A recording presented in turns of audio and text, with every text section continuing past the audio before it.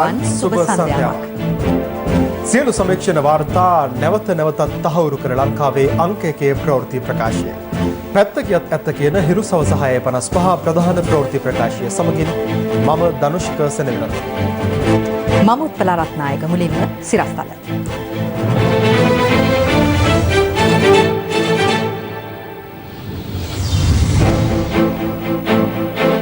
බස්නාහිර පළාතට හෙට මැදියම් රැයේ සිට සඳුදා දක්වා ඇඳිරි නීතිය.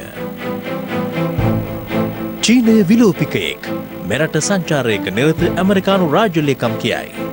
චීන තානාපති කාර්යාලයෙන් දැඩි ප්‍රතිචාරයක්. ශ්‍රී ලංකාව චීන ණය උගුලක පැටලී නැහැ. ජනපති ඇමරිකානු රාජ්‍ය ලේකම්ට කියයි. බ්‍රැන්ඩික්ස් පොකුරේ සුළුමුල සෙවීම කොළඹ අපරාධ කොට්ටාසයට බහර දෙයි. පාස්කු ප්‍රහාරකයන්ගේ නවතම රූප සාක්ෂි ජනපති කොමිසමේදී එළියට. ස්වෛරී සහ ස්වාධීන ශ්‍රී ලංකාවක් ඇමරිකාවේ අපේක්ෂාව වුවද ශ්‍රී ලංකාව පිළිබඳ චීනයේ දැක්ම ඊට වෙනස් බව ඇමරිකානු රාජ්‍ය ලේකම් මයික් පොම්පියෝ මහතා පවසනවා. කොළඹදී පැවති ප්‍රවෘත්ති සාකච්ඡාවකට එක්වමින් රාජ්‍ය ලේකම්වරයා වැඩිදුරටත් සඳහන් කළේ චීනය ශ්‍රී ලංකාව සමග ඇති කරගෙන ඇති ඇතැම් ගිවිසුම් හරහා මෙරට ස්වෛරීත්වයට බාධා පැමිණ ඇති බවයි. දවසේ පුවත. ඇමරිකානු රාජ්‍ය ලේකම් මයික් පොම්පියෝ මහතා ඇතුළු දූත පිරිස ඇමරික එක්සත් ජනපද ගුවන් හමුදාවට අයත් බෝයිං 757 වර්ගයේ ගුවන් යානයකින් ඊයේ රාත්‍රී 7:45ට පමණ කටුනායක බණ්ඩාරනායක ජාත්‍යන්තර ගොන්තොටුපළින් මෙරටට පැමිණියා. රාජ්‍ය ලේකම්වරයා පිළිගැනීම සඳහා මෙරට ඇමරිකානු තානාපති ඇලයිනා බී ටෙප්ලිට් සහ විදේශ කටයුතු රාජ්‍ය අමාත්‍ය තාරක බාලසූරිය, අමාත්‍යාංශ ලේකම් විශ්‍රාමික අද්මිරාල් මහාචාර්ය ජයනාත් කොළඹගේ යන මහත්මයන් ඇතුළු පිරිසක් එක්ව සිටියා. සිය නිල හමුවීම් ආරම්භ කරමින් ඇමරිකානු රාජ්‍ය ලේකම් මයික් පොම්පියෝ මහතා අද පෙරවරුවේ පළමුවෙන්ම ජනාධිපති ගෝඨාභය රාජපක්ෂ මහතා මුණ ගැසුණා. ජනාධිපති ලේකම් කාර්යාලයේදී සිදු වූ මෙම හමුවේදී ආර්ථික සංවර්ධන ඉලක්ක සපුරා ගැනීම සඳහා ශ්‍රී ලංකාව සමග අඛණ්ඩව සහයෝගයෙන් ක්‍රියා කිරීමට සූදානම් බවට ඇමරිකානු රාජ්‍ය ලේකම්වරයා ප්‍රතිඥා දුන් බව ජනාධිපති මාධ්‍යංශය නිවේදනය කළා. මේදී ජනාධිපති ගෝඨාභය රාජපක්ෂ මහතා පවසා ඇත්තේ ණය ගැනීමෙන් නොව විදේශ ආයෝජන ආකර්ෂණය කර ගැනීමෙන් ඉහළ ආර්ථික වර්ධනයක් අත්කර ගැනීම රජයේ අරමුණ බවයි. යුද්ධයෙන් පසු මෙරට යටිතල පහසුකම් සංවර්ධනයට චීනය කළ උදව් හරහා ශ්‍රී ලංකාව ණය උගුලක සිර නොවූ බවද ජනාධිපතිවරයා මෙහිදී අවධාරණය කර තිබෙනවා. දෙරට අතර ආරක්ෂක සහයෝගිතාව තවදුරටත් ශක්තිමත් කර ගැනීමට සහ අන්තර්ජාතික වේදිකාවලදී මානව හිමිකම් සම්බන්ධයෙන් සහයෝගයෙන් ක්‍රියා කිරීමට දෙපාර්ශ්වයේ එකඟ වූ බව ජනාධිපති මාධ්‍යංශය පැවසුවා. හමුවෙන් අනතුරුව ජනාධිපති ලේකම් කාර්යාලය විශේෂ ආරාධිතයන්ගේ සමුරු සටහන් පොතේ රාජ්‍ය ලේකම්වරයා සටහනක් තැබුවා. එහි දැක්වුණේ ආරක්ෂක ආර්ථික සංවර්ධන සහ ප්‍රජාතන්ත්‍රීය පාලනය පිළිබඳ අපගේ සහයෝගිතාව ශක්තිමත් කිරීමට තමන් බලාපොරොත්තු වන බවයි. එමෙන්ම නිදහස් හා විවෘත ඉන්දු ශාන්තිකර කලාපයක් වෙනුවෙන් එක්ව ක්‍රියා කරන්නට ඇමරිකානු රාජ්‍ය ලේකම්වරයා මගින් ආරාධනා කර සිටියා. ඇමරිකානු රාජ්‍ය ලේකම්වරයා විදේශ අමාත්‍ය දිනේෂ් ගුණවර්ධන මහතා හමු වුණේ විදේශ කටයුතු අමාත්‍යාංශයේදී. ඉන් අනතුරුව ඇමරිකා ශ්‍රී ලංකා ද්විපාර්ශ්වික සාකච්ඡා ආරම්භ වුණා. ඇමරිකානු තානාපති කාර්යාලය පැවසුවේ ස්වෛරී සහ සුරක්ෂිත ශ්‍රී ලංකාවක් සඳහා වන ඇමරිකානු කැපවීම රාජ්‍ය ලේකම්වරයා විසින් යලි තහවුරු කළ බවයි. එමෙන්ම සියලු ශ්‍රී ලාංකිකයන්ට තිරසර ප්‍රතිලාභ හිමිවීම සහතික කරන වර්ධනයක් වෙනුවෙන් සෞඛ්‍ය, මානුෂීය හා ආර්ථික කරුණු පිළිබඳ අඛණ්ඩව සහයෝගයෙන් කටයුතු කරන බවද මයික් පොම්පියෝ මහතා පවසා තිබෙනවා. ද්විපාර්ශ්වික සාකච්ඡාවලින් අනතුරුව විදේශ අමාත්‍ය දිනේෂ් ගුණවර්ධන සහ ඇමරිකානු රාජ්‍ය ලේකම් මයික් පොම්පියෝ යන මහත්වරුන් ඒකාබද්ධ ප්‍රවෘත්ති සාකච්ඡාවකට එක් වුණා. Tomorrow marks the significant milestone. එවක සිලෝන් ලෙස හැඳින් වූ ශ්‍රී ලංකාව සහ ඇමරිකාව අතර රාජතාන්ත්‍රික සම්බන්ධතා ආරම්භ කර වසර 72ක් පිරීමේ වැදගත් සන්ධිස්ථානයේ හෙට දිනේ සනිටුහන් වෙනවා. දශක 7කට ආසන්න කාලයක් දෙරට අතර මනා සම්බන්ධතාවයක් පැවතියා. ශ්‍රී ලාංකික ජනතාව ප්‍රධාන මැතිවරණ දෙකකදී ඔවුන්ගේ නිදහස් මතය පැහැදිලි ලෙස ප්‍රකාශ කර තිබෙනවා. එම මැතිවරණ ප්‍රතිඵල පෙන්වා දෙන්නේ ශ්‍රී ලංකාවේ ස්වෛරීභාවය, භෞමික අඛණ්ඩතාව සහ ආර්ථික ප්‍රගතිය සුරක්ෂිතභාවය වෙනුවෙන් ඔවුන් ලබා දුන් ජනවරමයි. ආර්ථික ප්‍රගමනයක් සහිත ස්ථාවර ආරක්ෂිත රටක් නිර්මාණය කිරීම සඳහා ශ්‍රී ලංකාවේ යන ඉදිරි ගමනේදී එක්වන ලෙස ඇමරිකාව ඇතුළු සියලු මිතුරු රාජ්‍යයන්ට ආරාධනා කරනවා. ජනාධිපතිවරයා සහ ඇමරිකානු රාජ්‍ය ලේකම්වරයා අතර අද සාකච්ඡාව පැවතියේ මීට මාස කිහිපයකට පෙර මමත් පොම්පියෝ රාජ්‍ය ලේකම්වරයාත් අතර පැවති සාකච්ඡාවල ඉදිරි පියවරක් ලෙසයි. එකිනෙකාගේ ප්‍රමුඛතාව හඳුනා ගැනීමට සහ සහයෝගීතාව දැක්විය හැකි අංශ පිළිබඳ ඉදිරි ද්විපාර්ශ්වික සාකච්ඡාවන් වෙනුවෙන් ගත යුතු ඉදිරි පියවර පිළිබඳවත් අවධානය යොමු කරන්න මේ අවස්ථාවක් වුණා. අපි එකඟතාවක් ඇති කරගත්ත ශ්‍රී ලංකාව සහ ඇමරිකාව අතර මීළඟ ඉහළ පෙළේ සාකච්ඡාව 2021 වසරේ මුල් භාගයේ පැවැත්වීමට. එහිදී සහයෝගීතාව මත ආර්ථික ආරක්ෂාව පර්යේෂණ වැනි ශේෂ්ත්‍රයන්ගේ ලබා ගන්නා ප්‍රගතිය පිළිබඳව සාකච්ඡා කරනු ඇති. නිදහස් ස්වාධීන රාජ්‍යයක් ලෙස නොබැදි සහ මිත්‍රශීලී මධ්‍යස්ථ විදේශ ප්‍රතිපත්තියක් අපි අනුගමනය කරනවා. උපාය මාර්ගික ලෙස වැදගත් ස්ථානයක පිහිටීම නිසා අපට ඇති අවස්ථා මෙන්ම අපගේ වගකීම් පිළිබඳවත් කලාපීය සාගර සීමාවේ නෞකා නිදහස පවත්වාගෙන යාමේ වැදගත්කමත් අපි වටහාගෙන තිබෙනවා. We see the importance of maintaining the freedom of navigation in our seas. The United States seeks to strengthen our partnership with democratic, peaceful, prosperous and fully sovereign Sri Lanka. America එක්සත් ජනපදය බලාපොරොත්තු වෙනවා එක්සත් සමෘද්ධිමත් ශ්‍රී ලංකාවක් තුළ අපගේ සබඳතා ශක්තිමත් කරගන්නට. ඒක මම මේ මොහොතේදී සතුටු වෙනවා චීනයේ වුහාන් හරහා මතු වසංගතයේදී අප රට ශ්‍රී ලංකාවට දැක්වූ සහයෝගය පිළිබඳව මතක් කරන්නටත්. අපි පුළුල් මට්ටමින් ආරක්ෂක සහයෝගිතාවය පිළිබඳව සාකච්ඡා කළා. එහිදී මූලික වුණේ ශ්‍රී ලංකාව සතු ලෝකයේ වැදගත්ම මුහුදු කලාපය පිළිබඳවයි. ඒ වගේම ආරක්ෂක හමුදාවන්ට ලබා දෙන ඒකාබද්ධ පුහුණු වැඩසටහන් සම්බන්ධයෙන්ද සාකච්ඡා කළා. ඒ වගේම ශ්‍රී ලංකාවට වෙරළ ආරක්ෂක යාත්‍රා දෙකක් ලබා දෙන්නට කටයුතු කරනවා. අපි බලාපොරොත්තු වෙනවා ශක්තිමත් නොබදුණු ශ්‍රී ලංකාවක් සමග ජාත්‍යන්තර මට්ටමින් සහයෝගිතාවෙන් වැඩ කරන්න. ඒ චීනයේ දැක්මට වඩා වෙනස්. අපි දකිනවා චීනය ඇති කරගත් යම් යම් සම්මුතින් හරහා ශ්‍රී ලංකාවේ භෞමික අඛණ්ඩතාවයට බලපෑම් ඇති කරලා තිබෙනවා. ගොඩබිම් සහ මුහුදු කලාප චීන කොමියුනිස්ට් පක්ෂය විසින් අත්පත් කරගෙන ඇත්තේ විලෝපිකයෙක් ලෙසයි. නමුත් ඇමරිකාව පැමිණෙන්නේ වෙනස් දැක්මකින් මිතුරෙක් ලෙසින්. We see from bad deals, violations of sovereignty and lawlessness on land and sea that the Chinese Communist Party is a predator, and the United States comes in a different way. We come as a friend. Why have you chosen to visit Sri Lanka at a time when the US is going in for elections? ඔබයි ශ්‍රී ලංකාවට පැමිණෙන්න තීරණය කරන්නේ ඇමරිකානු මැතිවරණ කාල සීමාව තුළදී. ඒ වගේම ඔබේ රට අපේ යුද හමුදාපතිවරයාට සංචාරක තහනමක් පවා පනවා තිබෙනවා. ඒ වත්මන් තත්ත්වය මොකක්ද? ඔබගේ අවසන් ප්‍රශ්නයට උත්තර දෙනවා නම් මේ පිළිබඳව නීත්‍යානුකූල වැඩපිළිවෙලක් මේ වන විටත් ක්‍රියාත්මක වෙනවා. අපි විවෘතයි ඒ නැවත සලකා බැලීමට. මම විශ්වාස කරනවා එය නීත්‍යානුකූලවත් තාක්ෂණානුකූලවත් නිවැරදිම ආකාරයට සිද්ධ වෙයි කියලා. අපි එය එසේ කරන්නටත් සූදානම්. ඔබ ඇහුවා ඇයි මේ මොහොතේ කියලා. ඒ මගේ සගයත් සිහිපත් කළා. ඇත්තටම අපේ තානාපති සම්බන්ධතාවලට වසර 72ක් පිරෙන මේ මොහොතේ මෙහි එන්න ලැබීම අගන අවස්ථාවක්. I think it was an important time for me to be here, and I'm glad that I was able to make it. Your final question was about what we're trying to accomplish here. ඒ වගේම ඔබ ඇහුවා අපි මොනවද කරන්න හදන්නේ කියලා. අපි වඩාත් අගය කරන්නේ මේ රටේ ජනතාවගේ ස්වෛරීත්වය සහ ස්වාධීන භාවය. ඒ වගේම මේ රටේ සංවර්ධනය අපේ ප්‍රමුඛ ඉලක්කයක්. මේවා තමයි ඇමරිකානු ජනතාව මේ රටේ ජනතාව සමග බෙදාගන්නේ. මගේ සංචාරයේ අද අරමුණ එම මාර්ග පුළුල් කර ගැනීමයි. අපි සොයා බලනවා ඇමරිකානු පෞද්ගලික අංශයට මේ රටේ කොතරම් අවස්ථාව තියෙනවද කියලා ආයෝජනය කරන්න. පුහුණු වීම ලබා දෙන්න. මේවා තමයි ඇමරිකාව ඔබට දෙන්නේ. නමුත් චීනයට තියෙන්නේ වෙනම දර්ශනයක්. These are the kind of things that America offers. There's a different vision. The Chinese have a very different vision. අනතුරුව ඇමරිකානු රාජ්‍ය ලේකම් මයික් පොම්පියෝ මහතා පැමිණියේ පාස්කු ඉරිදා ත්‍රස්ත ප්‍රහාරයේ එක් ඉලක්කයක් වූ කොච්චිකඩේ ශාන්ත අන්තෝනි දේවස්ථානයේ වෙතයි. පාස්කු ප්‍රහාරයේ ස්මරණයත් වින්දිතයන් හා ඔවුන්ගේ පවුල්වල සමාජිකයන් වෙත සහයෝගය පළ කිරීමත් එහි අරමුණ බව ඇමරිකානු තානාපති කාර්යාලය සඳහන් කළා. ශාන්ත අන්තෝනි දේවස්ථානයට පැමිණීම සම්බන්ධයෙන් ට්විටර් සටහනක් තබමින් රාජ්‍ය ලේකම්වරයා අවධාරණය කළේ ත්‍රස්තවාදයට එරෙහි සටනේදී ඇමරිකාව ශ්‍රී ලංකාව සමගින් සිට ගන්නා බවයි. මෙහිදී රාජ්‍ය ලේකම්වරයා පාස්කු ප්‍රහාරයේ වින්දිතයන් සිහි කරමින් එම ස්මාරකයට පුෂ්පපහර දැක්වුවා. සීනිල සංචාරය නිමා කරමින් ඇමරිකානු රාජ්‍ය ලේකම් මයික් පොම්පියෝ මහතා අද පසරු 1ට පමණ මාලදිවයින බලා පිටත්ව ගියා.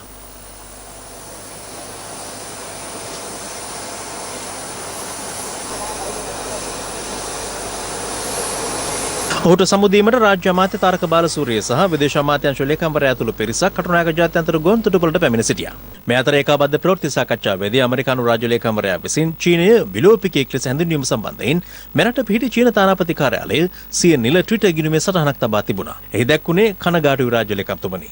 අපි ශ්‍රී ලංකාව සමග මිත්‍ර සම්බන්ධතාව ගොඩනගාගෙන ඇත්තේ ඔබ පවසන ආකාරයට පිටසක්වල ජීවීන් සහ විලෝපිකයින් ලෙස නොවේ යනුවෙනුයි. ඇමරිකාව එම චරිත දෙක සෑම විටම එකම රංගපානා බවද එම ට්විටර් පණිවිඩයේ සඳහන්. ට්විටර් පණිවිඩය නිකුත් කිරීමේදී ආදායම් වාර්තා බෙදහෙළු හොලිවුඩ් ක්‍රියාදාම චිත්‍රපටයක් වන Aliens vs Predator චිත්‍රපටයේ ප්‍රචාරක දැන්වීමක් යොදා ගැනීමටද ඔවුන් අමතක කර තිබුණේ නැහැ. ඇමරිකානු රාජ්‍ය ලේකම් මයික් පොම්පෙයෝ මහතාගේ මෙරට සංචාරය සම්බන්ධයෙන් භික්ෂුන් වහන්සේ ඇතුළු පාර්ශව රැසක් අදත් විවිධ අදහස් පළ කළා. MCC ගිවිසුම හරහා මේ රටේ ඉඩම් ටික ඇමරිකානු අධිරාජ්‍යවාදයට යටත් කරන්න මේ උත්සාහයක් තිබෙනවා. ඇමරිකානු කඳවුරු මේ රට තුළ ස්ථාපිත කරන්න ඒ MCC ගිවිසුම හරහා යෝජනා වෙලා තිබෙනවා. අපිට ප්‍රශ්නයක් තිබෙනවා. ඒ ගිවිසුම් ක්‍රියාත්මක කරන්නද මේ එන්නේ කියලා. ඒ ආපු රාජලේකම් හිටපු CID ඔත්තුකාරයෙක්. ඒ ඔත්තුකාරයෝ අපේ ශ්‍රී ලංකාවට එනකොට අපි දන්නේ නැහැ මොන දේවල් සඳහා එනවද කියලා. ඩොලර් මිලියන 500ක විතර දැනගන්න ලැබෙන විදියට ප්‍රදානයක් කරන්න යනවා ලංකාවට. ඒ වෙනුවෙන් ඇමරිකාවට ලංකාව පොරොන්දු වෙන්නේ මොනවද කියන එක ගැන පැහැදිලිව රටේ ජනතාවට දැනගන්න අවශ්‍යයි. MCC ගිවිසුමෙන් ඉඩම් දෙනවා කියලා නේ කියන්නේ. ඉඩම් ඇමතිවරයා මම දන්නේ නැතුව ඉඩම් දෙන්නේ. මම මේ කිසි දෙයක් මට නම් තව කවුරුවත් දැනුම් දීලා නැහැ. රාජ්‍ය ලේකම්වරයාගේ පැමිණීම අරමුණ කුමක්ද කියන කාරණාව ගැන රජයේ මැති ඇමතිවරු තොරතුරු දන්නෙත් නැහැ. ඇමරිකාව පැමිණීම චීනට රිදෙන්න හේතුව මොකක්ද කියන කාරණාව මං හිතන්නේ අපේ ප්‍රධාන නායකයෙක්ගේ කටින්ම හෙළි වෙනවා නම් ඒකත් වඩා වැදගත් වෙනවා. රාජ්‍යතාන්ත්‍රික වශයෙන් චීනය ඊට කලින් නිකුත් කරලා තියෙන ඇමරිකාවේ එක්සත් ජනපදයේ ප්‍රකාශන වලට පිළිතුරු දීමන්නේ කරලා තියෙන මේ රටට රටේ ජාතික ආරක්ෂාවට ස්වෛරීත්වයට මේ කිසිවෙකුට බලපාන ජනතාවට අහිතකර වෙන කිසිදු ගිවිසුමක් අත්සන් කරන්නේ නැහැ කියන සාතිකයේ ජනාධිපතිතුමා රටට දීලා තියෙනවා. මේ දැන් මේ මයික් පොම්පියෝ මහත්මයා මේ ඉන්නේ ගෝඨාභය රාජපක්ෂ මහත්තයාගේ මේ සුවදුක් බලලා යන්නද මේ එන්නේ. අපිට චෝදනා කරපු දේවල් කරන්නම තමයි දැන් මේ ආයේ එන්නේ. විදේශ ඇමතිවරයා රටට ප්‍රකාශ කළ යුතුව තිබෙනවා. කුමක්ද ඔවුන්ගේ ඉලක්ක? කුමක්ද පැමිණිච්ච ඇමරිකානු රාජ්‍ය ලේකම්වරයාගේ ඉලක්ක? අපි අහුවා අපේ විදේශ කටයුතු අමාත්‍යාංශය ඒගොල්ලන්ගේ ලේකම්වරුන්ගෙන් මොකටද එන්නේ? මොනවද විශේෂ කාරණා? නෑ නිකන් ඇවිල්ලා අපි අතරේ තියෙන සහයෝගය ගැන කතා කරලා යන්නයි කියලා තමයි කිව්වේ. මේ පෞගිය ආණ්ඩුවේ ප්‍රතිපත්තිය ඇමරිකන් ගැති ප්‍රතිපත්තිය මේ ආණ්ඩුවේ ප්‍රතිපත්තිය නොබැඳුණු ප්‍රතිපත්තිය. ඒ නිසා අපිට ප්‍රශ්නයක් නෑ. මයික් පොම්පියෝ එන්නේ මේ දෙමටකොට තොරණ බලයන් නෙමෙයි. ඇවිල්ලා ගියදෙන් කියලා කියන්නේ. මේ එන්නේ තමන්ගේ බල ප්‍රදේශේ මාක් කරලා යන්න. සටහන් කරලා යන්න. ෆීල්ඩ් මාර්ෂල් සරත් ෆොන්සේකා මැතිතුමාට එරෙහිව ශවෙන්ද්‍ර සිල්වා හමුදාපතිතුමාට එරෙහිව අපේ ආරක්ෂක අංශයේ ගණනාවකට එරෙහිව ගමන් තහංචියක් ඇමරිකා එක්සත් ජනපදයේ පනවලා තිබෙනවා. ඒ නිසා මම බලාපොරොත්තු වෙනවා රජය මේ අවස්ථාව උපයෝගී කරගෙන ඒ ගමන් තහංචිය වහාම ඉවත් කරන්නට කටයුතු කරන්නට ඇමරිකා එක්සත් ජනපදයත් සමග සාකච්ඡා කරයි කියලා. ජාත්‍යන්තර යුද්ධ ගැටුමක සාකච්ඡාවකට එනකොට විපක්ෂ නායකවරයා කියනවා පොම්පියෝගෙන් ඉල්ලන්න බැරිද සවේන්ද්‍ර සිල්වාගේ ගමන් බාධක අයින් කරලා දෙන්න කියලා. මොන නායකයෙක්. ඉතින් ඒකෙන් තේරුම් ගන්න පුළුවන් ඔය මනස මොනතරම් ලදරු අපරිණත ආකාරයකින් මෙවැනි ජාත්‍යන්තර ව්‍යසනයකදී කටයුතු කරනවාද කියන එක පෙන්වන්න කරලා තියෙනවා. මෙය මැදමුළුනේ පොල්වත්ත බදු දෙන්නේ කාටද? පොල් කඩන්න දෙන්නේ කාටද කියන පිළිබඳ ප්‍රශ්නයක් නොවේ. මම දැක්ක නාමල් රාජපක්ෂ කියලා තිබුණා. අපි ආගන්තුක සත්කාරවලට කැමති රාජ්‍යයක් එනකොට අපි පිළිගන්නවා තේ එකක් දෙනවා. ඒ වගේ නෑදෑකම් පිළිබඳ ගමනක් නොවන බව නාමල් තේරුම් ගන්නවා. දැන් මම දැක්ක ජනතා මුක්කරු උද්ඝෝෂණයක් කරනවා. හොඳයි. ඔය උද්ඝෝෂණයම පහුගිය ආණ්ඩුව කාලේ ඔය ඇමරිකාවේ කට්ටිය එනකොට කරා නම් ඉවරයි. මේ දැන් කරන්නේ. ඒකට සද්දේ වහලා ඉන්න. අපි නොබෙදේ විදේශ ප්‍රතිපත්තියක් අපිට තියෙනවා. ඒ නොබෙදේ විදේශ ප්‍රතිපත්තිය ඕන කෙනෙක්ට එන්න පුළුවන් ඕන කෙනෙක්ට යන්න. හැබැයි ආයත් දෙක ගිවිසුමක් අතර වෙනකොට අපේ ප්‍රතිපත්තියෙන් පිට අපි යන්නේ නැහැ. මේ අතර අමරිකානු රාජ්‍ය ලේකම් මයික් පොම්පියෝ මහතා දිවෙනට පැමිණීම නීති විරෝධී බව පවසමින් සයින්ද මරුදු සිට පැමිණි පුද්ගලයෙක් කොළඹ පිහිටි අමරිකානු තානාපති කාර්යාලයේ ඉදිරිපිට අද විරෝධතාවක නිරත වුණා. තුන්වෙනිදා රම් මහත්තයා නෑ. එයා පරදි. පොම්පියෝ මහත්තයා නෑ. අපේ දායබර හමුදාපතිතුමා අවුරුදු 30ක යුද්ධයක් දිනපෙන්න. එයාට ඇයි තහංචි බලවලා දින්නේ? තහංචි වහා ගලවව. So get the bloody hell out of here. You are America, you are nobody right. Pompeo එන මොනවද කියන්නේ? අපිට උඹලගේ MCC තෝන්නේ. උඹලගේ 480 බිලියන් සල්ලි තෝන්නේ. උඹලා ඇක්සා තෝන්නේ, සෝෆා තෝන්නේ. පොම්පියෝ මහත්තයා ජොබ් එකක් නෑ නොවැම්බර් 3 වෙනිදා පස්සේ. ඕන මෙහෙ වෙලා ජීවත් වෙන සුබ ගමන් පොම්පියෝ ගෙදර ඵලයක්. හෙට මධ්‍යම රාත්‍රියේ සිට ලබන සඳුදා අලුයම 5 දක්වා බස්නාහිර පළාතටම නිරෝධායන ඇඳරි නීතිය පැනවීමට COVID-19 වැළැක්වීමේ ජාතික ක්‍රියාන්විත මධ්‍යස්ථානය තීරණය කර තිබෙනවා. යුද හමුදාපති ලොතිනන්ට් ජෙනරාල් ශවේන්ද්‍ර සිල්වා මහතා පැවසුවේ දැනට නිරෝධායන ඇඳරි නීතිය ක්‍රියාත්මක ගම්පහ දිස්ත්‍රික්කයේ ඇතැම් ප්‍රදේශවල ඇඳරි නීතිය ඉදිරියේදී ඉවත් කිරීමට අවධානය යොමු වී ඇති බවයි. මේ අතර දින 14ක ස්වයං නිරෝධායනය සඳහා යොමු කර ඇති පුද්ගලයන් සඳහා සති 2කට සරිලන ආහාර මල්ලක් ලබා දීමටද රාජ්‍ය තීරණය කර තිබෙනවා. හෙට මධ්‍යම රාත්‍රියේ සිට ලබන සඳුදා අලුයම 5 දක්වා බස්නාහිර පළාතටම නිරෝධායන ඇඳරි නීතිය පනවන බව යුද හමුදාපති ලුතිනන්ට් ජෙනරාල් ශවේන්ද්‍ර සිල්වා මහතා සඳහන් කළා. මේ අතර දැනට නිරෝධායන ඇඳරි නීතිය පනවා ඇති ප්‍රදේශවලට ලබන සඳුදායින් පසුවද ඇඳරි නීතිය අඛණ්ඩව ක්‍රියාත්මක වනු ඇති.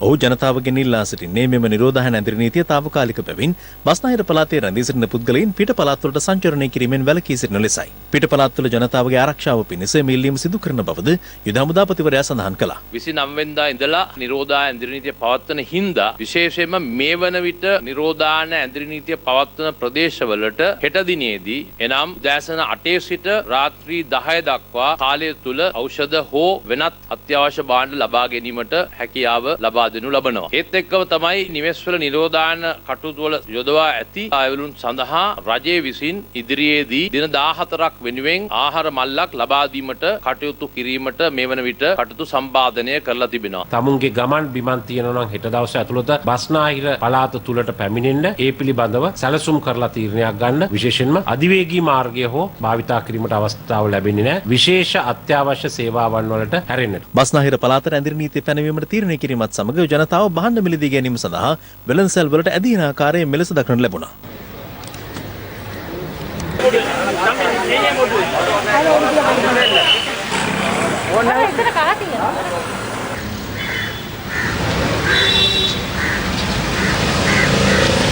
සතුස වෙළඳසැල් වල තත්ත්වය නිරීක්ෂණය කිරීම සඳහා එහි සභාපති ආචාර්ය එන්.එම්. පෙරේරා මහතා එම වෙළඳසැල් වල සංචාරයකදී නිරත වුණා.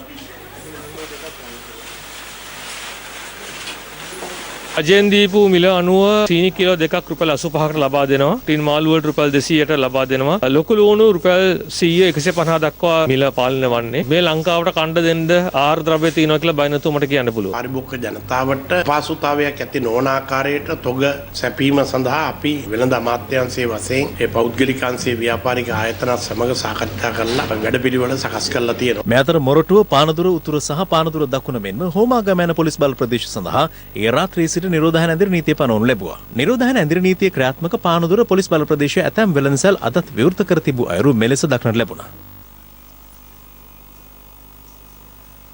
කෙසේ වෙතත් පොලිසිය ක්‍රියාත්මක වී අදාළ වෙළඳසැල් වසා දැමීමට පියවර ගත්තා.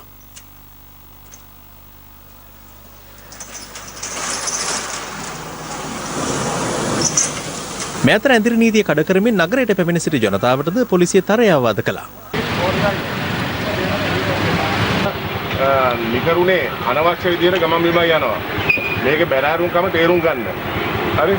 ඉතින් මේක අපිටත් ප්‍රශ්නයක්. කොළඹ, ගම්පහ, කළුතර සහ කරුණාකල දිස්ත්‍රික්කවල පොලිස් බල ප්‍රදේශ 68ක මේ වන විට තවදුරටත් නිරෝධායන ඇඳිරි නීතිය ක්‍රියාත්මකයි. යුද හමුදාපතිවරුනේ මේ ඇඳිරි නීතිය යම් තාක් ආකාරයකට ලිහිල් කිරීමක් සිද්ධ වෙනවාද? එහෙම නැත්නම් තවත් ප්‍රදේශවලට ඇඳිරි නීතිය පනවන්න නියමිතයිද? බොහෝ දුරට ඇඳිරි නීතිය පනවලා තිබෙන ගම්පහ දිස්ත්‍රික්කයේ විශේෂයෙන්ම අපි දකිනවා වේයන්ගොඩ ඒ අසල තියෙන පොලිස් වසම්වල මේ වන විට නිරෝධායන ඇඳිරි නීතිය පවත්වන ප්‍රදේශවල පොඩි ආසාදිතෙන් හමුවන්නේ. ඒක බොහෝ දුරට ඊයේත් අද දිනෙත් කරනු ලබන විශ්ලේෂණ වලට අනුව සමහර ප්‍රදේශවල නිරෝධායන ඇඳිරි නීතිය ඉවත් කිරීමට හැකියාවක් තිබෙනවා. පවතින ඇඳිරි නීති තත්ත්වයත් සමග විදුලි පාරිභෝගිකයින්ට බිල්පත් නිකුත් කිරීම සම්බන්ධයෙන් ලංකා විදුලි බල මණ්ඩලයේ සභාපති විජිත හේරත් මහතා මෙලෙස අදහස් පළ කළා. විදුලි බලය අපි සැපයුවට ගොඩක් අයට මේ වෙලාවේ ආර්ථික ප්‍රශ්න තියෙනවා. ඒ වගේම විදුලි බිල් ගෙවීමට යෑමේ පහසුතාවයක් තියෙනවා. ඒකින් හින්දා අමාත්‍යතුමා අපිට උපදෙස් දීලා තියෙනවා විදුලි කප්පාදුවක් කරන්න නැතුව මේ දවස්වල අඛණ්ඩව විදුලි සැපයීම කරන්න කියලා. ඇඳිරි නීතිය පනවා තිබුණද අපොස උසස් පෙළ විභාගයේ පැවැත්වීම සඳහා කිසිදු බාධාවක් නොවන බව විභාග කොමසාරිස් ජෙනරාල් සනත් පූජිත මහතා අද පැවති ප්‍රවෘත්ති සාකච්ඡාවකට එක්වමින් සඳහන් කළා. ඇඳිරි නීතිය පනවා තිබුණා වුණත් බස්නාහිර පළාතේ ඒ විභාග මධ්‍යස්ථාන කරා යන සියලුම විභාග අපේක්ෂකයින්ට සේම විභාග කාර්ය මණ්ඩල සඳහා මෙම ඇඳිරි නීතිය බාධාවක් වෙන්නේ නැහැ. උන්ට විභාග මධ්‍යස්ථාන කරා යාමට හැකියාව ලැබෙනවා. මිනුවන්ගොඩ බ්‍රැන්ඩික්ස් කොවිඩ් පොකුර නිර්මාණය වීමට යුක්‍රේන ගුවන් කණ්ඩායමක සමථතාවක් ඇති බවට බුද්ධ්‍යංශ බොහෝ දුරට තහවුරු කරගෙන ඇතැයි යුද හමුදාපති ලුතුරන් ජෙනරාල් ශවේන්ද්‍ර සිල්වා මහතා පවසනවා. මිනුවන්ගොඩ සහ පෑලියගොඩ කොවිඩ් පොකුර මේ වන විට ආසාදිතයින් 5000 ඉක්මවා ගොස් තිබෙනවා.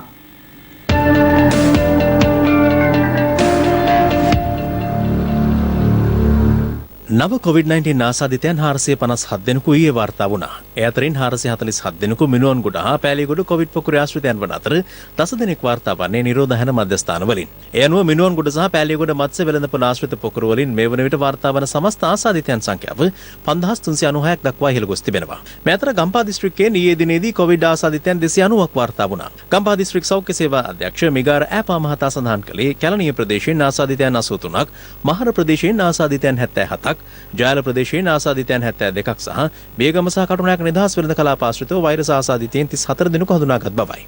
බේගම මහර සහ රාගම ප්‍රදේශවලින් වාර්තා වූ ආසාදිතයන්ව කඩවත බස් නැවතුම් පොළට ගෙනවිත් ප්‍රතිකාර මධ්‍යස්ථාන වෙත මෙලෙස රැගෙන ගියා. මේ සියලුම රෝගීන් වාර්තා වෙන්නේ අපිට මිනුවන්ගොඩ සහ පෑලියගොඩ රෝගී පොකුරු ආශ්‍රිතව. ඒ නිසා තවමත් මේ රෝගී පොකුරු මට්ටමේ තියෙන බව පැහැදිලිව කියන්න පුළුවන්. ඒ වගේම ඉදිරියට එනවා දීර්ඝ නිවාඩුව සතියන්තයක්. සියලුම ආකාරයේ ඒකරාශී වීම සහ සමාජය තුළ හැසිරීම අපි අවම කරන්න ඕන. මේ කටයුතු ටිකට ජනතාවගේ දායකත්වය ලබා දෙනවා නම් කොයිතරම් රෝගීන් මේ අවස්ථාවේ වාර්තා වුණත් අපිට ඒ පාලනය කරන්න පුළුවන්. දැනට පවතින සංඛ්‍යා ලේඛන අනුව මිනුවන්ගොඩ ප්‍රදේශයෙන් ආරම්භ වුණු රෝගීන් හමුවීමේ ශීඝ්‍රතාවය මේ වෙන විට තමත්ම පල්ලෙහා මට්ටමකට ගිහිල්ලා තියෙනවා. මම හිතනවා ඒ ඉදිරි දින කිහිපය තුළ රෝගීන් හමුවන ප්‍රමාණය ගම්පහ ප්‍රදේශයේ අවම මට්ටමකට ගෙන ඒමට පුළුවන් වෙයි කියලා. මේ අතර මිනුවන්ගොඩ බ්‍රැන්ඩික්ස් කොවිඩ් පොකුරු නිර්මාණය වීම සම්බන්ධයෙන් ඉදිරිපත් වූ බුද්ධ්‍යංශ වාර්තාව පිළිබඳව යුද හමුදාපති ලුතිරන් ජෙනරාල් ශවේන්ද්‍ර සිල්වා මහතා අදහස් පළ කළා. බ්‍රැන්ඩික්ස් රැල්ල සම්බන්ධයෙන් ඒ පිළිබඳව හඹා යද්දී බුද්ධ්‍යංශ වලට හමු වුණා මේ යුක්‍රේන ගුවන් යානකින් ආපු කණ්ඩායමක් යම්කිසි හෝටලයක නැවතිලා ඉඳලා තිබෙනවා. එහිදී යම්කිසි තත්ත්වයක් ඇති වෙලා තිබෙනවා කියලා වාර්තා වෙලා තියෙනවා. ඒක 80%ක ප්‍රමාණයක වාර්තාව හරි. සතියක් දෙකක් ඇතුළත අපිට අනිවාර්යයෙන්ම ඇත්තටම මේ ස්ථානයෙන්ද නැත්නම් මේ ස්ථාන දෙකෙන්ද තුනෙන්ද කියන එක අපිට හොයාගන්න අනිවාර්යයෙන්ම හැකියාව ලැබෙනවා. මේ අතර මිනුවන්ගොඩ බ්‍රැන්ඩික්ස් ආයතනයේ COVID-19 වෛරසයේ ව්‍යාප්ත වීම සම්බන්ධයෙන් වහම විමර්ශනයක් කර ඒ පිළිබඳ වාර්තාව සති දෙකක් ඇතුළත ලබා දෙන ලෙස නීතිපතිවරයා වැඩ බලන පොලිස්පතිවරයාට ඊයේ දැනුම් දුන්නා. මේ සම්බන්ධයෙන් අප පොලිස් මාධ්‍ය ප්‍රකාශකවරයාගෙන් විමසීමක් කළා. කොළඹ අපරාධ කොට්ටාශයේ අධ්‍යක්ෂකවරයාගේ අධීක්ෂණය යටතේ සහකාර පොලිස් අධිකාරීවරයෙක්ගෙන් යුක්ත කණ්ඩායමක් මේ සඳහා පත් කරලා තියෙනවා. මේ වන විට මෙරටින් වාර්තා වන සමස්ත COVID-19 ආසාදිතයන් සංඛ්‍යාව 8870ක්. සුවය ලැබූ COVID ආසාදිතයන් ගණන 4075ක් ලෙස සටහන් වන අතර රෝහල්ගතව ප්‍රතිකාර ලබන සංඛ්‍යාව 4776ක්.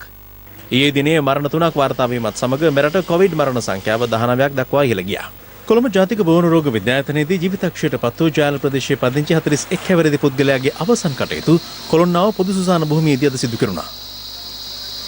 පැලියගොඩ මාළු වෙළඳ සංකීර්ණය සමග ඍජු සම්බන්ධතාව පැවැත් වූ පුද්ගලයන් සහ ආශ්‍රිතයන් පිරිසකට පසුගිය සිකුරාදා සිදු කළ PCR පරීක්ෂණවල ප්‍රතිඵල අනුව පුද්ගලයන් 73 දෙනෙකුට COVID-19 වැළඳී ඇති බව ඊයේ තහවුරු වුණා. ඒ සමග ආරක්ෂක අංශවල මැදිහත් වීමෙන් ඔවුන් රෝහල් කරා රැගෙන යාමට කටයුතු කළේ මෙලෙසින්.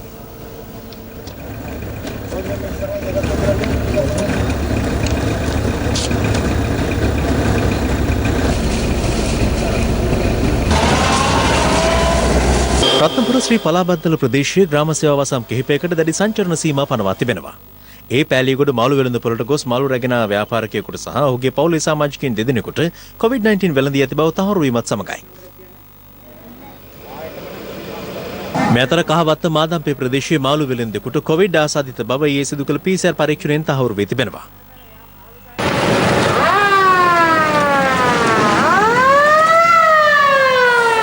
ඔහුගේ දරුවා මෙවර උසස් පෙළ විභාගයට පෙනී සිටින අතර ඒ පිළිබඳ දැනුවත් කිරීමෙන් පසු දැඩි සෞඛ්‍ය ආරක්ෂිත ක්‍රමවේද යටතේ විභාගයට සහභාගී කරවීමට මාජන සෞඛ්‍ය පරීක්ෂකවරුන් තීරණය කළා. නිවසේ සිට කිලෝමීටර් 7ක පමණ දුරකින් පිහිටි පාසල වෙත දරුවා රැගෙන යාමට ගොඩකෙවල ප්‍රාදේශීය සභාවේ රථයක් යොදා ගැනුණු අතර රියදුරුව සම්බන්ධ කර ගැනීමට නොහැකි වීම හේතුවෙන් ප්‍රාදේශීය සභාවේ සභාපතිවරයා ඉදිරිපත් වී රථය පදවාගෙන පැමිණියා.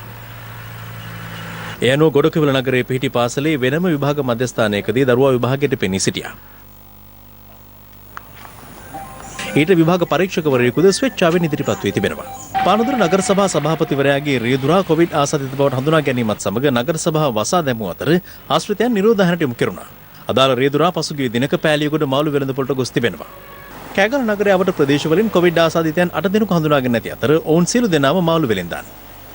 කෑගල්ල දිස්ත්‍රික්කයේ කොවිඩ් ආසාදිත රෝගීන් සංඛ්‍යාව 47 දක්වා ඉහළ ගොස් තිබෙනවා. අපි මේ වන විට 2058ක් පමණ නිවෙස් නිරෝධායනයට ලක් කරලා තිබෙනවා. කෙසේ වෙතත් මාළු පරිභෝජනය සම්බන්ධයෙන් අනියත බියක් ඇති කර නොගත යුතු බව සෞඛ්‍යාංශ පෙන්වා දෙනවා. තමගේ ගෙදර ශීතකරණයේ මාළු තියෙනවා නම් මං හිතන්නේ හොඳම දේ තමයි ඒ මාළු පිරිසිදු කරනකොට මාස්ක් එකක් දාලා මල්ල ශීතකරණයෙන් එළියට ගන්න ඕනි. ඊට පස්සේ ඒ ගන්න ඕනි වතුර කේතලයක් උණු කරගෙන අරගෙන යම්කිසි භාජනයකට ඒ මාළු එක දාලා උණු වතුර එක සාමාන්‍යයෙන් අත පොවන්න බැරි තරමේ උණුසුම් තියෙන වතුර. නටන වතුර එක වක් කරපුවාම ඒ අතරමැද උෂ්ණත්වයක් එනවා. ඒ උෂ්ණත්වය විනාඩි 10ක් 15ක් මේක තිබ්බනම් ඒ වෛරස් විනාශ වෙලා යන්න පුළුවන්. එහෙම තියෙනවා නම්. ඒ වගේම ශීතකරණයේ වෙනත් ආහාර තියන්න යන්න එපා. ඒ අධිශීත ශීත කරන කොටසේ ඒ ආහාරවලත් ගෑවෙන්න පුළුවන් නිසා මේ අතර COVID-19 රෝගීන් 11 දෙනෙකු වාර්තා වීමත් සමග හුදකලා කෙරුණු හැටන් නගරය අද දිස්වූ ආකාරයයි මේ. හැටන් නගරයේ විෂ බීජ හරණය කිරීමේ කටයුතු අදත් සිදු වුණා.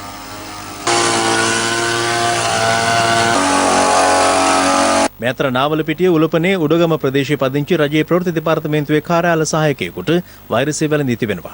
ඔහු 16 වෙනි දින නිවාඩු ලබා පැමිණීමේදී පෑලියගොඩ මාළු වෙළඳ පොලේ මාළු රැගෙන වෙත් ඇති බව අනාවරණ වී ඇත්තේ. ගොඩක් දෙනෙක් සමාජයට ගිහිලා නෙමෙයි ලෙඩේ හැදිලා තියෙන්නේ වෛරස් එක ගේ ඇතුළට ඇවිත්. ඉදිරියේදී අපි හරි ක්‍රියාමාර්ග වලට ගියේ නැත්නම් අපි පෙරේද දවසෙත් කියු විදිහට මරණ සංඛ්‍යාව අසාමාන්‍ය ලෙස ඉදිරි මාස දෙක ඇතුළත වැඩි වෙන්න ලොකු ඉඩකඩක් තියෙනවා. ඒ තත්ත්වය දැනටත් අපිට වළක්වා ගත හැකි මට්ටමේ තමයි තියෙන්නේ.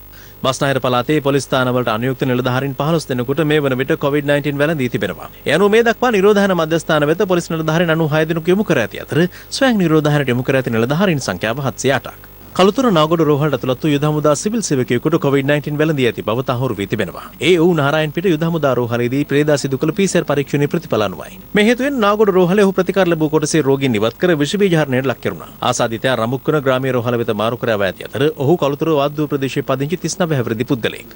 බණ්ඩාරවෙල, හපුතලේ, දියතලාව, ඇල්ල, වැලිමඩ ආදී ප්‍රදේශවලින් COVID-19 රෝගීන් හමු වීමත් සමග ඔවුන්ගේ ආශ්‍රිතයන් 98 දෙනෙකුගේ PCR පරීක්ෂණ බණ්ඩාරවෙල දිසා රෝහලේදී සිදු කෙරුණා. මේ අතර බණ්ඩාරවෙල දික් අරාව ප්‍රදේශයේ වෙළඳසැලක සේවකයෙකුට COVID-19 ආසාදනය වී ඇති බව හඳුනා ගැනීමත් සමග අවට වෙළඳසැල්වල පුද්ගලයන් සහ ඔවුන්ගේ ආශ්‍රිතයන් එම ස්ථානවලදීම නිරෝධායනයට යොමු කර තිබෙනවා. ඇහැලියගොඩ සෞඛ්‍ය වෛද්‍ය නිලධාරී බල ප්‍රදේශයෙන් COVID ආසාදිතයන් 8 දෙනෙකු වාර්තා වනවා.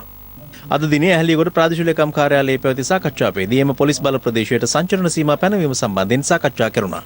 29 වෙනිදා රාත්‍රී 12 සිට සඳුදා උදේ 5 වෙනකල් ඇහැලියගොඩ පොලිස් බල ප්‍රදේශයේ සංචාරණ සීමා කිරීමට අපි තීරණය කරා.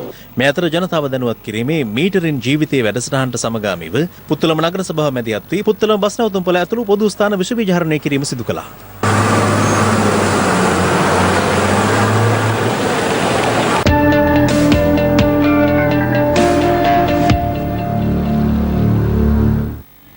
මේ අතර තවත් COVID-19 ආසාදිතයින් 211 දෙනෙකු හඳුනාගෙන ඇතැයි යුද හමුදාපති ලුතිනේන්ට් ජෙනරාල් ශවින්ද්‍ර සිල්වා මහතා පවසනවා. ඔහු වැඩිදුරටත් සඳහන් කළේ ඒ අතරින් 202 දෙනෙකුම පෙර ආසාදිතයින්ගේ ආශ්‍රිතයින් බවයි. සෙසු 9 දෙනා හඳුනාගෙන ඇත්තේ නිරෝධායන මධ්‍යස්ථානවලින්. පුරවැසියන් සිය සමාජ වගකීම ඉටු නොකළහොත් මෙරට වැඩිහිටි ප්‍රජාව COVID-19 හේතුවෙන් මේ යාමේ ඉහළ ප්‍රවණතාවක් පවතින බව විශේෂඥ වෛද්‍ය ප්‍රියංකර ජයවර්ධන මහතා පවසනවා. COVID-19 වෛරසයට ගොදුරුව සුවය ලැබූ මෙරට පළමු වෛද්‍යවරයා වන ඔහු මේ බව සඳහන් කළේ හිරු ප්‍රවෘත්ති සමග විශේෂ සම්මුඛ සාකච්ඡාවකට එක්වමින්. කොරෝනා වෛරසයේ පළමු බලපෑම එල්ල වූ අවධියේදී මුළු රටම කතා කරපු සුවිශේෂී චරිතයක් හිටියා. අපි ආවේ කොරෝනා වෛරසයට ගොදුරු වූ අපේ රටේ පළමු වෛද්‍යවරයා වන කායික රෝග පිළිබඳ විශේෂඥ වෛද්‍ය ප්‍රියංකර ජයවර්ධන වෛද්‍යතුමන් හමුවන්නට. ආයුබෝවන් වෛද්‍යතුමනි. අපේ රටේ කොරෝනා වෛරසය වැළඳුණු පළමු වෛද්‍යවරයා විදිහට ඔබතුමන්ගේ පුද්ගල යුතුයකම ඉටු කරනවා. ඉටු කරලා ඔබතුමන් ඉක්මනින් සුවපත් වෙලා නැවත වතාවක් ඔබතුමන්ගේ සුපුරුදු රාජකාරියවල නියැලෙනවා. ඒ නිසා අපි කතාව එතනින් පටන් ගන්නෙමු. රෝගී තත්ත්වය ගැන සැකහිතිච්ච පළමු විනාඩියේම ඒ සඳහා පරීක්ෂණයකට යොමු වෙලා ඊට අදාළ ප්‍රතිකාර ක්‍රමවලට යොමු වෙන එක. මම හිතනවා මම ඒක කරා. ඉතින් මම සම්පූර්ණයෙන්ම සුවපත් වුණා බලාපොරොත්තු වුණාට වඩා ඉතා ඉක්මනින්. තොරතුරු වසන් කිරීම, සමහර රෝගීන් ආසාදිතින් බවට පත් වුණත් රෝහල් වලින් පැන යාම, මේ ආකාරයේ සිද්ධීන් වාර්තා වෙනවා. පුරවැසියෙක් විදියට පළමුවෙන්ම අපි අතින් වෙන්න ඕන කාරණාව තමයි අපි මේ රෝගයෙන් නිසි පරිදි ආරක්ෂා වීම. තමන්ගේ සේවා ස්ථානයේ සිටින කට්ටිය. ඒ කට්ටිය හිතන්නේ අපි ඔක්කොම එක පවුලක්. නමුත් කොරෝනා රෝගයේදී එක පවුලක් වෙන්නේ නැහැ. වෙනත් පවුල් වලින් වෙනත් ගම් වලින් සමහරට බස්වල එහෙම නැත්නම් කෝච්චිවල රැකියාවට එන කට්ටිය. රෝග ලක්ෂණ සහිත කට්ටිය ඒ කැස්සත් එක්ක සේවා ස්ථානයට පැමිණලා තියෙනවා. නිවාඩු ලබා නොදීම හෝ නිවාඩු නැතිකම හෝ වෙනත් හේතුවක් නිසා. ආයතන ප්‍රධානියාගේ හෝ ඒ අංශ ප්‍රධානියාගේ වගකීම තමයි මේ මුල් අවස්ථාවේම ඒගොල්ලන්ව ඉවසට පිටත් කරලා අවශ්‍ය පියවර ගැනීම. ඒ නොකලීම නිසා තමයි ඇත්තටම අද මේ රට මේ තත්ත්වයට පත් වුනේ. කෙනෙකුට හිතෙන්න පුළුවන් දැන් මේ වෛරසය ආසාදිත වෙන්නේ නිදන්ගත රෝග තිබෙන වැඩිහිටි අයට කියලා. මේ රැල්ලේදී අපි බලාපොරොත්තු වෙනවා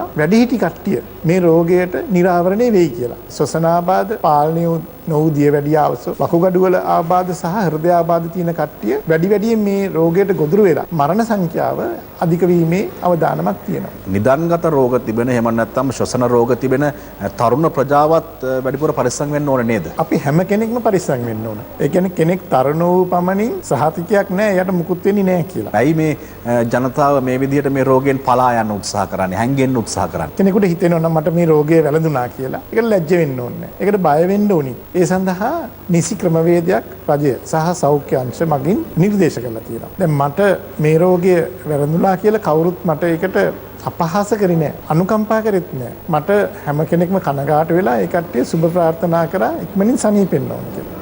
ඉතින් අපි හැමෝමත් අපේ සහෝදර ජනතාව වෙනුවෙන් ඒ දේම තමයි කරන්න ඕන. ඒත් මේකට අනවශ්‍ය විදියට ලැජ්ජ වෙන්න, එහෙම නැත්නම් බය වෙන්න, එහෙම නැත්නම් කම්පා වෙන්න අවශ්‍ය නැහැ.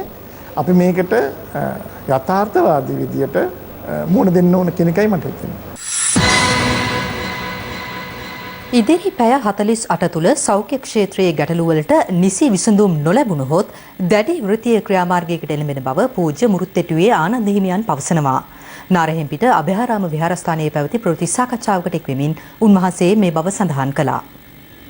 අද සෞඛ්‍ය දෙපාර්තමේන්තුවට වෙලා තිබෙන්නේ අද ඉන්නේ විහිළපුටුවල වැඩ බැරි ට්‍රාසන්ලා. එක පැත්තකේ හෙද හිඟේ උග්‍රයි ඔවුන්ට තියෙන ආරක්ෂක දේවල් උන්ට ඇති. මේ පිළිබඳ සෞඛ්‍ය ඇමතිතුමියට අවස්ථා 4ක් කරුණු ඉදිරිපත් කළා. නමුත් සිරිත් පරිදි චක්‍රලේඛයක් නිකුත් කරනවා විනා ඒවැම් ප්‍රතිඵල නැහැ. සෞඛ්‍ය දෙපාර්තමේන්තුව නිකුත් කරන චක්‍රලේඛ වැඩ බැරි ට්‍රාසන්ලා නිකුත් කරන චක්‍රලේඛ අද තුට්ටු කොටක් ගණන් ගන්න තත්ත්වයටපත් වෙලා තිබෙනවා. මේක ජනාධිපතිතුමාට මේ කියන්නේ බොහොම ආදරයෙන් ඔබතුමාට කියන්නේ වැඩ බැරි ට්‍රාන්ස්ෆර්ලා ටික ඔක්කොම අයින් කරන්න මේකේ ඉන්න සේවකයෙකුට ගිහිල්ලා නිලධාරියෙකුට ගිහිල්ලා තමන්ගේ දුක කියන්න පුළුවන් කෙනෙක් මේවටපත් කරන්න. ඉතින් පැය 48 ඇතුළත මේ එදකාරී මණ්ඩලයට පමණක් නෙමෙයි සමස්ත සේවකයන් විඳින ගැටවල් ගැන පිළිබඳව කටයුතු නොකළොත් ක්‍රියා නොකළොත් අපි දැඩි වෘත්තීය සමිති ක්‍රියාමාර්ගයක් අනුගමනය කරන්නට සිද්ධ වෙනවා කියන එක නම් වගකීමකින් යුක්තව මම මේ ප්‍රකාශ කරන්නේ.